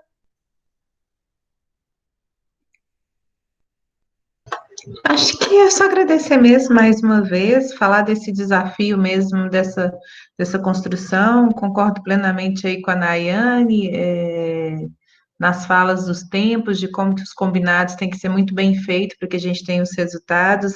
Está na mesa diretora do conselho, realmente é desafiador nesse momento, quando a gente escuta tudo isso. Eu acho que o que é muito certo para essa mesa é que a gente precisa deixar os fluxos muito bem estabelecidos. E também pegando a fala do Wagner, que é uma preocupação de que, como nós, né, hoje aqui representando mais as instituições, a gente precisa dialogar, porque cada vez mais idosos frágeis em situações críticas estão espalhando pela cidade da gente, né, assim, é um momento desafiador para todos nós, no sentido de convidar a sair da caixinha, a repensar as nossas ações, a repensar o próprio idoso dentro dessa cidade, né. Esses dias eu escutava a Fernanda Flaviana lá do Santa Zita, falando do abrigamento, não, fala o nome para mim, Valda, que eu sempre erro, do acampamento, não é acampamento, tem um nome diferente, Eu não lembro o nome também. Enfim, aí eu vou lembrar depois, quando acabar a reunião, que a cabeça não vai ajudar hoje, porque já é a terceira ou quarta reunião, eu já estou muito exausta. Mas ela falava, assim, de que ela chegou, lá no Zilar, como é que chama? Acampamento? Não. Tá bom. E aí ela contou que ela chegava lá e que ela chegou com um pacote de fralda, quando eles perceberam... Assentamento ou ocupação? Ocupação. Na ocupação. Que eles chegaram na ocupação e eles perceberam que eles estavam levando uma fralda para a senhora, mas que a senhora não tinha força para ficar em pé, assim, para pegar a fralda, e perceberam que tinha uma questão de alimentação, que tiveram que pegar com outras doações. E aí, essa reflexão eu tenho sempre trazido à mesa, de como a gente precisa estimular que projetos sejam pensados em outros cantos da cidade, que os desafios com a pandemia têm tirado, eu acho que tem nos mostrado, tem tirado, né, aquilo que tem nos tampado os olhos, assim. Então, é mesmo um convite para a gente caminhar junto, agradecer muito essa intersetorialidade, mais uma vez, como eu falei, é o que nós acreditamos. Temos muito a fazer, e aí, dia 20 de agosto, então, a gente se encontra de novo, preparando tudo com muito cuidado. E aí também, Valda, tem o site Nossos Direitos, né, que a gente está elaborando enquanto SEMAIS, que também tem essa intenção de dar transparência às ações da cidade, da política, dos projetos. Então, sempre que possível, nos acompanhem por lá também. Muito obrigada a todos, mais uma vez, Tiago, obrigada, né, por essa tarde, por essas reflexões, e Wagner, foi muito bom te ter aqui, né, a gente acha que esses encontros é rico ter você também conosco, muito obrigada. Nayane, boa sorte na comissão de monitoramento, que, né, com toda a intenção e boa vontade assumiu nessa ausência da Cris. Obrigada a todos, então, até a próxima. Obrigada. Obrigada. Rapidinho, como vi que aqui a Soraya mandou um e-mail, gente, se vocês quiserem também entrar em contato com o SEMAIS, a gente tem um e-mail, é o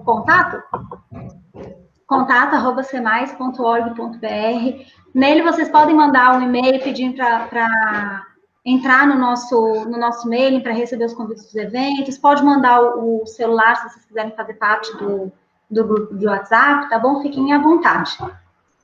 Era só para finalizar. E muito obrigada, Thiago. Como sempre, é ótimo a gente discutir sobre monitoramento com essas informações. Eu acho que foi bem rica a tarde de hoje. Muito obrigada, Wagner, Nayan e todos vocês que estiveram presentes com a gente até agora. E vamos continuar, porque essa discussão de monitoramento não pode acabar agora, não. Muito pelo contrário, está só começando. Então é isso, pessoal. Aí, Thiago, 5 horas, tá vendo? Foi no horário. Obrigada, gente. Até a próxima. Tchau, tchau. Tchau.